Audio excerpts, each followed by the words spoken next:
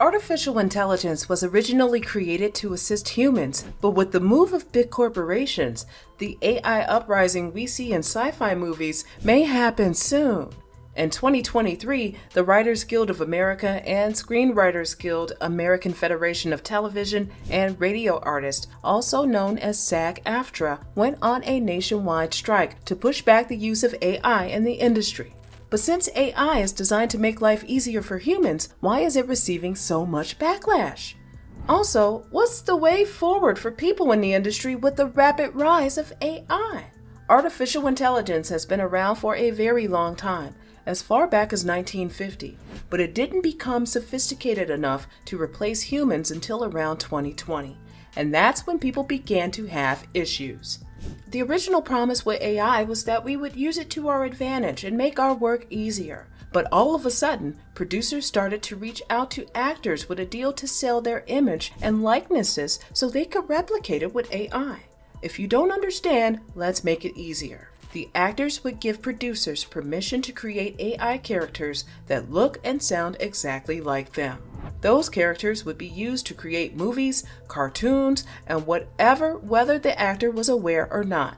So it's like the actors giving the producers complete creative freedom over their lives. Now, you may be like, it's a good idea since the actors get enough time to rest and won't overexert themselves. But that means less money for them. During the time the AI characters of the actors are being used to create movies, the actors wouldn't get paid as they had already sold their likeness. So projects worth millions would be created with them and they wouldn't get anything off of it. Also, the actors won't be able to decide what kind of shows they get to be in, which is a fast way to lose credibility. Although actors are versatile, some actually perform better for certain movies. But when they start to appear in unfamiliar shows, it can make their fans start to hate them. For example, Sydney Sweeney. She became popular for her role in Euphoria. To put it simply, she played the stereotypical role of a dumb blonde who fell in love with her best friend's ex-boyfriend. But ever since that role, people have always tried to fit her into that box, even when she tries new things. What's the point of this example? With AI, actors are more likely to get stereotypical roles in movies that would paint them in a bad light, no matter how much they try to explain that it's just fiction. AI could also prevent actors from experiencing growth in their careers since they won't get the opportunity to appear on shows themselves and try out new things. But I think I was very excited to play Anna. When actors don't have new experience, they would only get a handful of jobs that would likely pay low, because if they make an error, they would be easily replaced with AI. And what is the producer's argument to defend this move? Money. In the recent Superman movie, Man of Steel, the producers complained that they had to do a lot of costly reshoots because the male lead had to have his facial hair removed digitally. According to them, if they just had used generative AI, then they wouldn't have to go through that process as they can configure the AI to appear any way they liked. For the producers, they could have saved money and improved the quality of the outcome. Well, generative AI is not an entirely bad idea, if we look at it from the producer's standpoint. During the creation process of a movie, from script writing to casting and shooting, there's no guarantee that the movie would not flop. Sometimes it may not be the storyline that's bad. It could be the quality of the movie, or some problematic actors in the movie, or people just may not like the movie. How would this translate for the investors? Losses upon losses. Millions are pumped into movies for shooting and also for marketing. So if a movie flops, it's the producer that has to deal with the loss.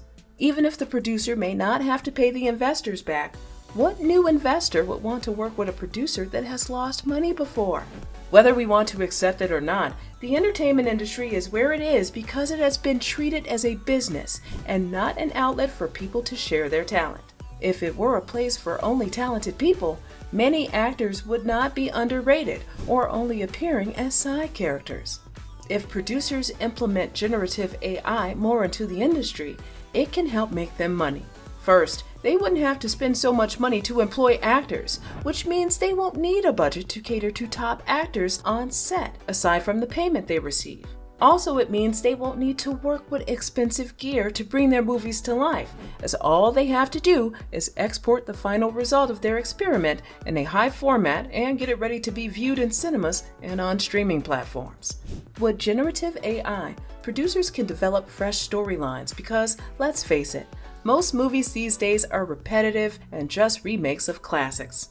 To be fair to the writers, that's what the investors are asking for because they want something familiar so they won't lose money. Anyway, AI can create fresh ideas and save the movie industry from the shackles of repetitive storylines. However, the movie industry has thrived for decades without the use of generative AI. Actors have made drastic changes to their appearances just to fit into a role. An example was Heath Ledger, who lost so much weight so he could play the role of Joker and actually look like the character. His performance in the movie was so impressive that years later, people are still trying to understand if that's how he is in reality or if he was just putting up a show. Another actor that made this move was Chris Hemsworth, who underwent rigorous training to bulk up for his role as Thor. He trained with a Navy SEAL and the transformation was intense. The After Effects editors didn't have to do a thing to make his body look toned. In reality, actors are actually making drastic transformations to their appearances to fit into a movie role. It's only on very rare occasions that they need to use AI to cover up a flaw that doesn't fit in with the character they play. Other times, a simple Spanx can perfect the role. For example, Sofia Vergara revealed that she had to use a Spanx to hide her body shape while she was shooting Griselda, so she could look a little like the character. So, when it comes to showing up correctly for the job, actors are taking the risk and doing what they need to do. For most of them, it's beyond the money they make or the attention they get. Some actually want to share their talents with the world and be in front of the cameras doing what they know how to do best. When it comes to the topic of using AI to write scripts and generate fresh ideas, human writers created all the classics we know. If the human writers didn't exist, AI writers would have nowhere to glean ideas from. And that in itself is a reason why producers shouldn't attempt to completely replace humans in the industry with AI. During the SAG-AFTRA and Actors Guild labor union strike, part of their demands was reparations. If producers were planning to use the image and likeness of real actors for their generative AI, then they would have to pay the actors as if they were on set. Also, if they were going to glean from human scriptwriters, then they would also have to pay for the ideas because AI won't spawn ideas out of thin air. The rug was pulled out from under writers and to a degree actors in the last 10, 15 years. Another thing SAG-AFTRA requested was increased pay and better working conditions. For movies, scriptwriters are also on set because the directors tend to want last-minute changes during the filming process. Scriptwriters are also demanding their contracts include stipulations about the use of AI. It would be disrespectful for a writer to find out that they would be working side by side with AI and most of the creative freedom would be dependent on the AI. Artificial intelligence should have been a great way to improve the entertainment industry, but its introduction to the scene felt like a bombshell dropping on all the affected people. According to research, generative AI would replace 26% of the workforce in the entertainment industry. With this kind of projection, it's important to create policies that would safeguard the interest of workers.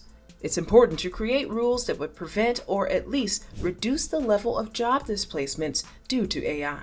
Apart from losing jobs, artificial intelligence is likely going to reduce creativity. People create to express themselves, but what happens when nobody wants to see that creation? Especially in a world where you need to capitalize on your skills to survive. Creatives would have to take up jobs to supplement the bills, which is something that already happens. The only difference this time is that they would stop creating just to focus on the multiple jobs they have to run. When there's a reduced availability of creativity, we would see less interesting art and more AI-generated pieces all over our screens. On the other side of this strike action by scriptwriters and actors, some A-list actors like Tom Hanks have started working on AI projects. In a calmer world, that's what most actors should do. Experiment with the idea. But when the stability of your job is being threatened, you would push back with everything in you. Artificial intelligence is supposed to improve productivity and not stifle it. It's supposed to encourage growth and not snuff it out. AI is supposed to ease the burden of creating on creatives and help them find solutions to problems that they have spent years solving. But when AI starts to threaten the integrity of jobs and safety of creativity, it would experience pushback. Many new seasons for movies, including Stranger Things and Euphoria, were pushed to a later release date because of the strike action. Without the presence of amazing writers and actors, most of your favorite movies wouldn't exist.